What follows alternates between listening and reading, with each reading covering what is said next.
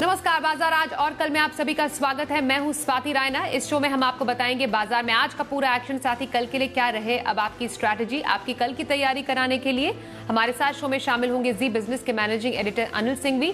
साथ ही आज हमारे साथ खास जो मेहमान है उनका भी परिचय करा दें।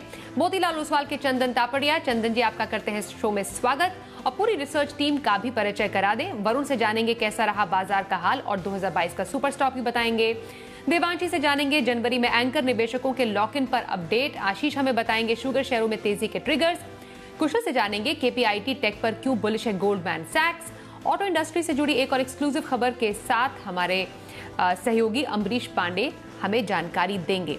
लेकिन उससे पहले आज के बाजार का हाल जानना जरूरी है, तो अमेरिकी फेड के झटके और वीकली एक्सपायरी के दिन आज बाजार में 4 दिनों की तेजी पर लग गया ब्रेक। निफ्टी 180 अंक फिसलकर 17,750 के नीचे बंद हुआ, तो सेंसेक्स में करीब 650 अंकों की गिरावट रही। निफ्टी बैंक निचले स्तरों से 400 अंकों की रिकवरी के बावजूद 200 अंकों की कमजोरी के साथ 37,500 के नीचे बंद हुआ। ऑटो और पीएसयू बैंकों को छोड़कर आज सभी सेक्टर इंडेक्स दबाव में ही रहे।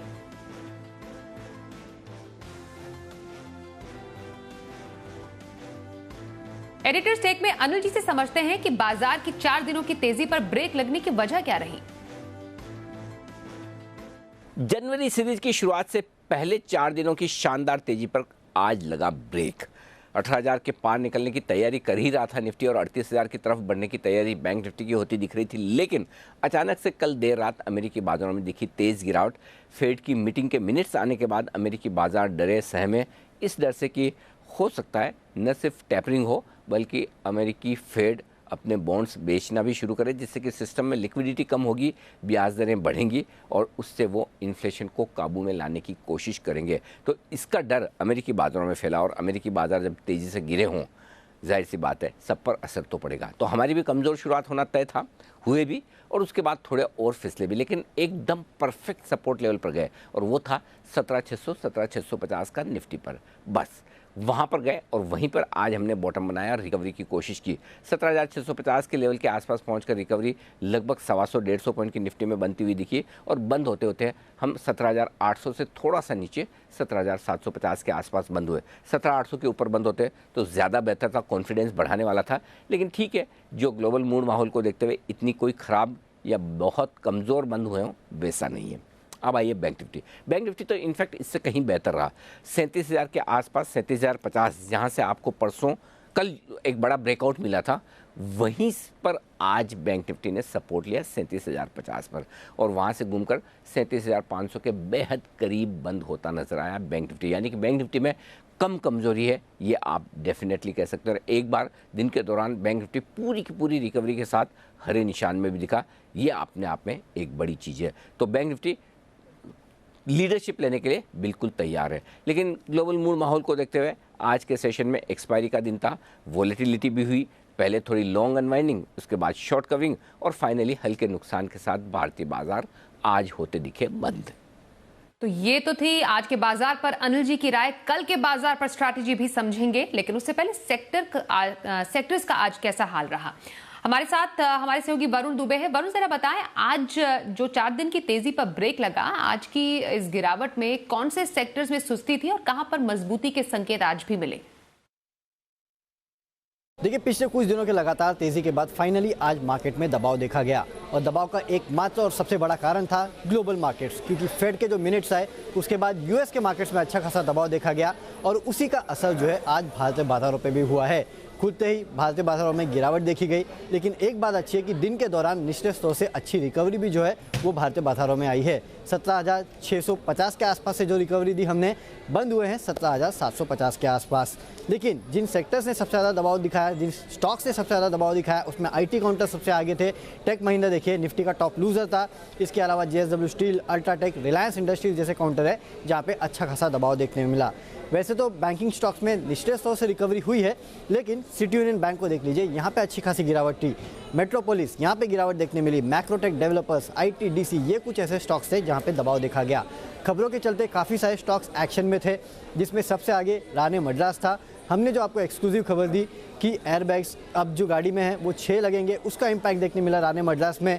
भारत फोर्ज क्लास 8 ट्रक्स के जो नंबर्स आए हैं वो काफ़ी बेहतर थे। KPIT टेक गोल्डमैन की तरफ से अपडेट आया, उसका इम्पैक्ट स्पंदना स्फूर्ति यहाँ पे जो इन्होंने अपने नतीजे घोषित किए हैं, कंपनी ने नुकसान किया, उसके चलते इस काउंटर में आज दबाव देखने मिला। हमारे चैनल पे जो टॉप कॉल्स दिए गए, आज के गिरावट वाले बाजार में भी काफ़ी सारे खरीदारी के कॉल्स दिए गए थे। उसमें सबसे पहले भारत गियर्स 2022 का स्टॉक कॉल जो था वहाँ पे देखिए भरपूर तेज़ी हुई। पूनावाला फिनकॉप, फेज 3, NBCC, ये तमाम वो काउंटर्स है जहाँ पे आपको खरीदारी की सलाह दी गई और इनमें भरपूर एक्शन था। इसके अलावा निफ्टी में UPL टॉप गेनर था। एग्री स्टॉक्स में आज खरीदारी थी।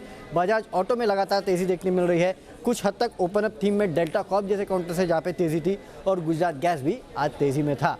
तो वैसे तो स्टॉक स्पेसिफिक मिला जुला एक्शन था, लेकिन मार्केट में आज दबाव साफ देखने मिला। ग्लोबल मार्केट्स का एक इम्पैक्ट जो है वो आज भारतीय बाजारों पर भी देखा गया है। बिल्कुल, तो ग्लोबल मार्केट्स का एक इम्पैक्ट भारतीय बाजारों पर देखने को मिला और बाजार पर आज दबाव का माहौल नजर आया। अब आज के एक्सपर्ट चंदन तापड़िया का रुख कर लेते हैं। चंदन जी, आने वाले दिनों में क्या लेवल एक्सपेक्ट करें हम बाजार से आज के इस दबाव के बाद?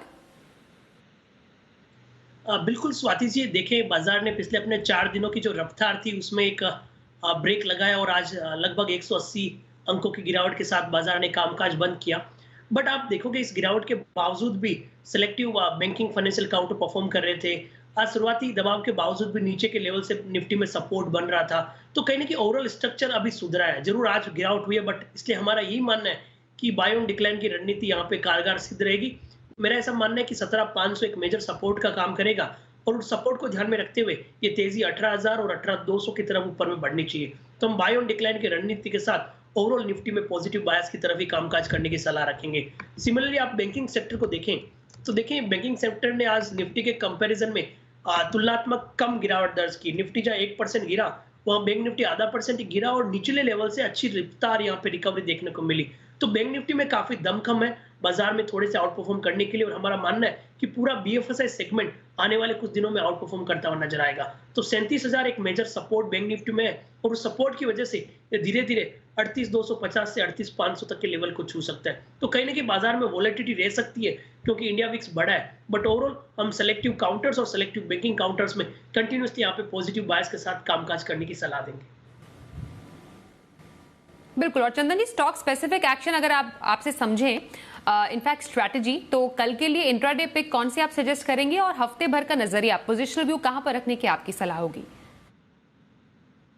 बिल्कुल, देखिए सबसे पहले तो इंट्राडे की बात करें तो देखिए आज बाजार में गिरावट थी, काफी सेक्टर यहाँ पे गिरे, फिर भी देखिए काफी स्टॉक स्पेसिफिक यहाँ पे चुनिंदा बाइंग देखने को मिली और यहाँ पे मेरा फोकस है सेलेक्टिव बैंकिंग, फाइनेंशियल या फिर कुछ रिटेल टेक्सटाइल रिलेटेड कंपनीज। तो यहाँ पे मैं फोकस कर रहा हूँ ABFRL, Aditya Birla fashion limited. आप देखोगे इस स्टॉक ने लगभग अपने 35 दिनों का कंसोलिडेशन रिकॉर्ड दिया है। लगातार पिछले 4 दिनों से यहाँ पे high top high bottom formation बन रहे हैं। स्टॉक डिसाइसिवली 285 290 का जो हर्डल था उसके ऊपर कामकाज कर रहा है। तो ABFRL पे खरीदारी की सलाह है। 283 283 का स्टॉप लॉस रहेगा। कहीं ना कहीं स्टॉक 315 से लेके 320 तक के लेवल छूने की संभावनाएं रख रहा है। तो ABFRL जो काउंटर है वो एक हमारा टॉप पिक रहेगा in terms of immediate trading point of. और पोजिशनल व्यू अगर लगभग 7 से 10 दिन का नजरिया हो तो वहां पर कहां पर खरीदारी की सलाह? बिल्कुल, ABFRL हमने इमीडिएट में और पोजिशनल दोनों तरफ भी देख सकते हैं, बट एक काउंटर जो हमें काफी पसंद है पावर सेक्टर में। देखिए पावर में आप देखोगे टाटा पावर, IEX जैसे काउंटर है वापस बॉटम बना रहे हैं। तो IEX पे यहाँ पे हम पॉजिटिव व्यू रख रहे हैं। हालांकि काउंटर कंसोलिडेट हो रहा है, बट अच्छी बात यह है कि बाजार के डिक्लाइन के बावजूद भी यहाँ पे सपोर्ट बेस्ड बाइंग आ जाती है और पिछले कुछ दिनों से देखें तो ये बार बार अपने 50 दिन के एक्सपोनेंशियल मूविंग एवरेज पे होल्ड कर रहा है। आज के दिन भी इसने नीचे के लेवल से सपोर्ट देके 260 के ऊपर बंद होने में कामकाज किया है। वीकली चार्ट में भी देखें तो मल्टीपल बॉटम्स के सपोर्ट यहाँ पे बन रहे हैं। तो इंडियन एनर्जी एक्सचेंज यानी कि IEX पे खरीदारी की सलाह रहेगी। पोजिशनल यहाँ पे 240 के स्टॉप लॉस से हमारा मानना है कि स्टॉक 300 तक के जो रिसेंट स्विंग आई है वहां तक के टारगेट छूता हुआ आने वाले कुछ दिनों में नजर आएगा। बिल्कुल, तो चंदन जी की राय, इंट्राडे ABFRL में खरीदारी की सलाह और पोजिशनल व्यू IEX में रखने की सलाह चंदन तापड़िया की। कुछ और खबरों का यहाँ पर रुख कर लेते हैं और अगली खबर जो है वो ये है कि दिसंबर में आए 12 IPOs के एंकर निवेशकों का लॉक इन इस महीने पूरा होने वाला है। थोड़ी और जानकारी लेते हैं हमारी सहयोगी देवांशी से। देवांशी, जरा बताइए। जी बिल्कुल, आप देखिए 2021 में एक बड़ी लिस्ट थी आईपीओ जो आते हुए दिखे, और उसमें भी आप देखिए दिसंबर के महीने में करीब 12 आईपीओस मार्केट्स में आते हुए दिखे थे। अब जब भी आईपीओ आता है, जब आईपीओ खुलता है उसके एक दिन पहले एंकर निवेशक के लिए बुक खुलती है, यानी कि जो बड़े निवेशक होते हैं उसमें पैसा लगाते हैं।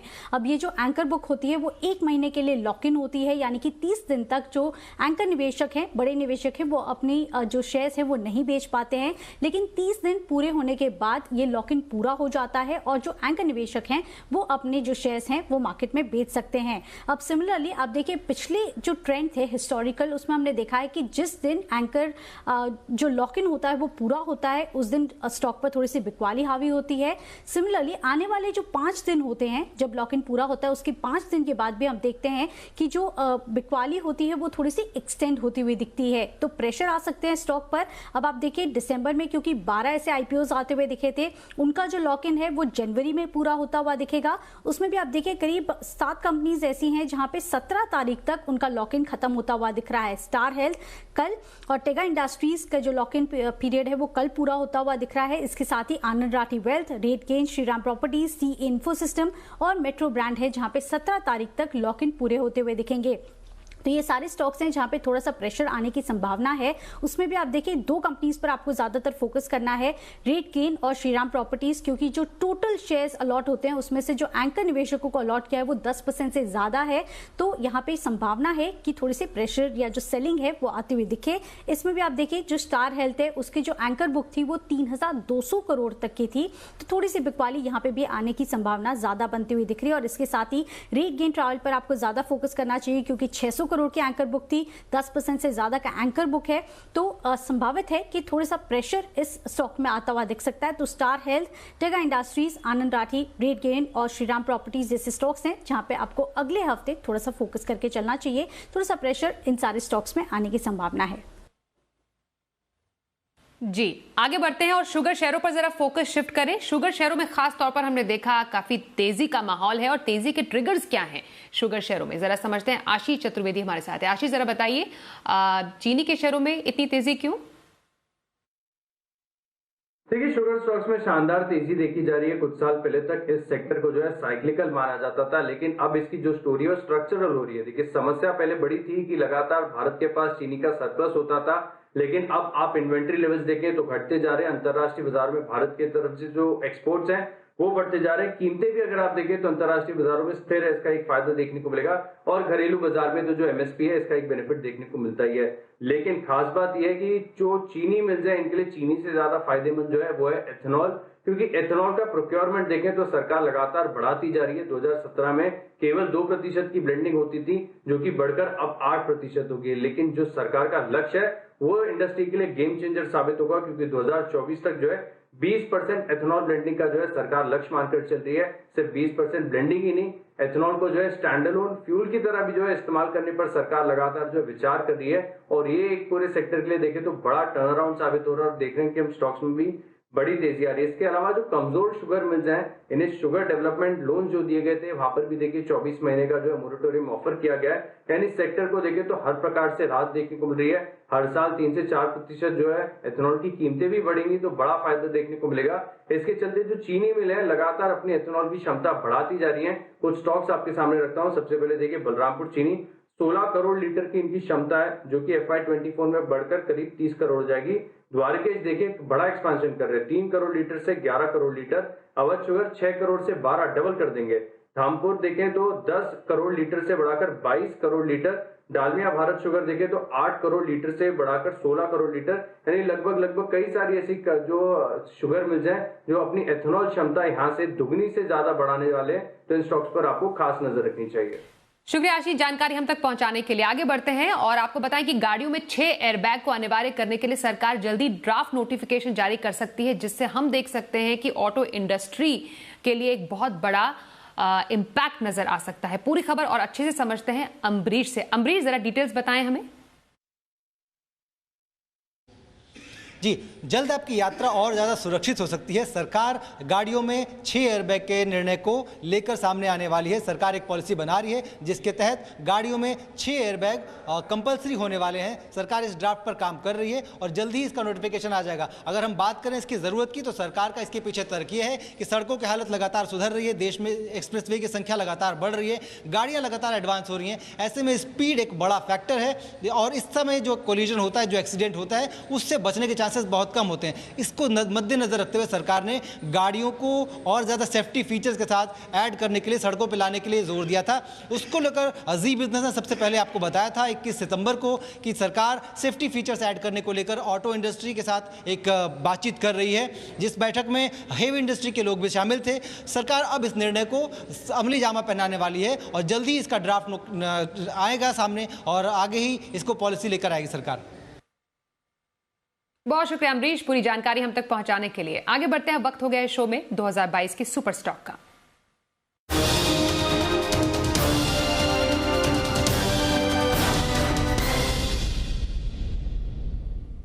गहरी रिसर्च के बाद चुना गया 2022 का सुपर स्टॉक लेकर हाजिर है हमारे सहयोगी वरुण दुबे। वरुण, जरा बताएं कौन सा है आज का सुपर स्टॉक? देखिए, आज का हमारा सुपर स्टॉक है भारत गियर्स। यहाँ पे आपको नजर रखनी है क्योंकि 50 साल पुरानी कंपनी है और दरअसल गियर उत्पादक में ये देश की सबसे बड़ी कंपनी है। अगर आप इस कंपनी की क्लाइंट लिस्ट देखेंगे तो जितने भी दिग्गज OEMs है, जैसे कि Ashok Leyland, Toyota, Tata Motors, Escorts, M&M, ये सब इस कंपनी के क्लाइंट लिस्ट में शामिल है।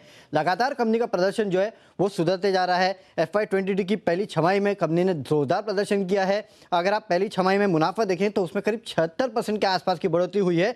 10 साल में सबसे अच्छा मुनाफा इस कंपनी ने किया है। इनफैक्ट FY22 की पहली छमाही में जो मुनाफा है FY19 से भी ज़्यादा हो चुका है। ये सबसे अच्छी बात है। वैल्यूएशन के लिहाज से कंपनी काफ़ी अच्छी है। मौजूदा पेज जो है वो करीब 8.4 टाइम्स का है, price to book value 1.8, EV by EBITDA 4.2 और मार्केट कैप टू सेल्स जो है वो महज 0.24 टाइम्स के आसपास का है।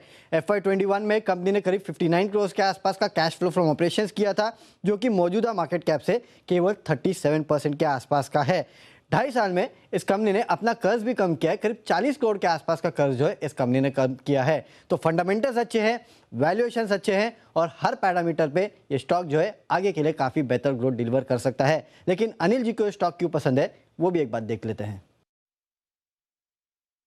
एक टर्न अराउंड कैसे सबसे बड़ी बात दीप है कि लीडर है अपने बिजनेस में, गियर बिजनेस में हिंदुस्तान में लीडर है, नंबर 1 कंपनी है। चिप शॉर्टेज की वजह से जो कुछ भी ऑटो इंस्टॉल स्टॉक्स पे फर्क आ रहा था अब वो धीमे धीमे ठीक होता हुआ दिख रहा है और वो इनके पहले 6 महीनों के नतीजों में दिख रहा है। पहले जो रिजल्ट आए ना, कमाल के गजब के रिजल्ट है। मतलब मार्केट कैप का 37% फ्री कैश फ्लो है। वाओ।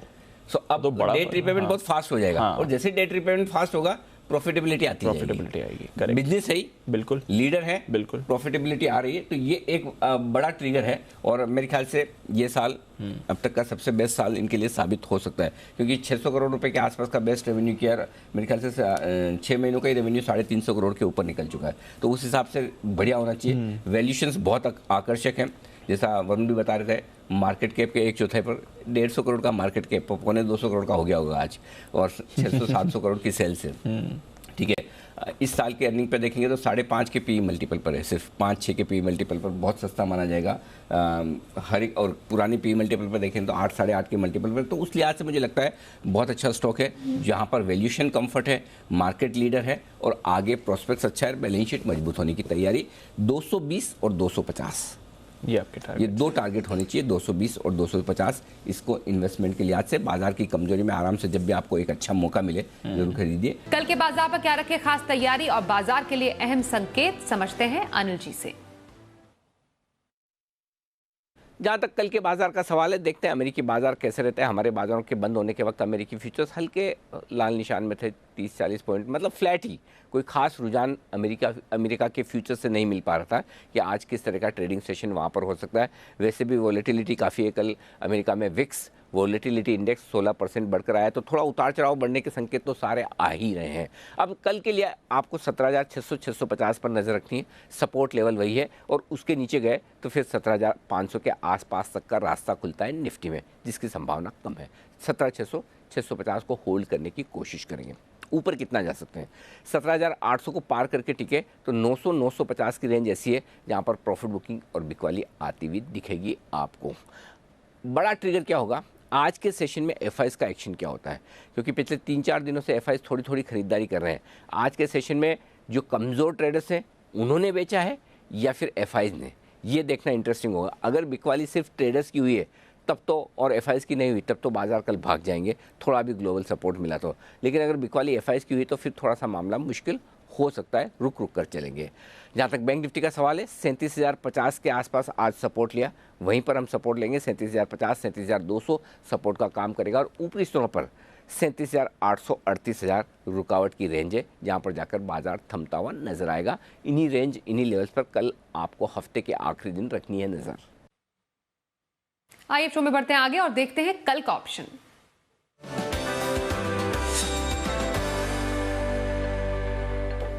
चॉइस ब्रोकिंग के सुमित बगड़िया का करते हैं शो में स्वागत। सर बताइए कल के लिए ऑप्शन स्ट्रैटेजी कहां रखी जाए? नमस्कार स्वाति, गुड इवनिंग। ऑप्शंस के अंदर मेरे को लग रहा है कि तेजी साइड का व्यू लेके ही काम करना चाहिए। पहला स्टॉक जो तेजी साइड में मुझे समझ में आ रहा है वो है महिंद्रा एंड महिंद्रा। M&M का 820 का कॉल 32 रुपए के आसपास लेने का सलाह रहेगा। 24 रुपए का इसके अंदर स्टॉप लॉस लगाएं। ऊपर में टारगेट बनेगा 45 रुपए से लेके 50 रुपए तक का। दूसरा स्टॉक ऑप्शन बैंकिंग स्पेस में इंडसइंड बैंक। इंडसइंड बैंक ने आज लोअर लेवल से एक स्मार्ट मूव दिया है। इंडसइंड बैंक यहाँ से अच्छा ऊपर का मूव दिखाना चाहिए। इसके लिए 950 वाला कॉल 25 रुपए के आसपास लेने का सलाह रहेगा। 15 रुपए का इसके अंदर स्टॉप लॉस लगाएं। ऊपर में 35 रुपए से लेके 45 रुपए तक के टारगेट इंडसइंड बैंक के 950 की कॉल के अंदर देखने को मिल सकते हैं। शुक्रिया सुमित जी कल के लिए ऑप्शन स्ट्रैटेजी बताने के लिए। और चंदन जी आपके पास आ रहे हैं और जानेंगे लॉन्ग टर्म पिक के लिए कौन सा स्टॉक आज आप लेकर आए हैं?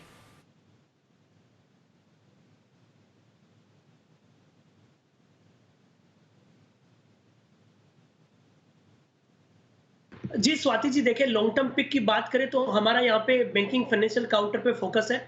हमारा मानना है कि पूरा BFSI सेगमेंट यहाँ पे अच्छा करते हुए नजर आएगा, तो बजाज फाइनेंस पे यहाँ पे फोकस रहेगा। बजाज फाइनेंस ऑलरेडी आप देखोगे पिछले कुछ दिनों में एक ताबड़तोड़ तेजी देखी है और बाजार के कंपैरेटिव यहाँ पे स्ट्रेंथ बनी हुई है, तो यहाँ पे हमें काफी बड़ी तेजी लग रही है। मौजूदा लेवल से भी काउंटर में 15 से 20% का रनअप बनना चाहिए, तो 7,000 के स्टॉप लॉस से खरीदारी की सलाह है। 9,000 तक की यहाँ पे आपको long term target Bajaj finance में हासिल होते हुए नजर आएंगे।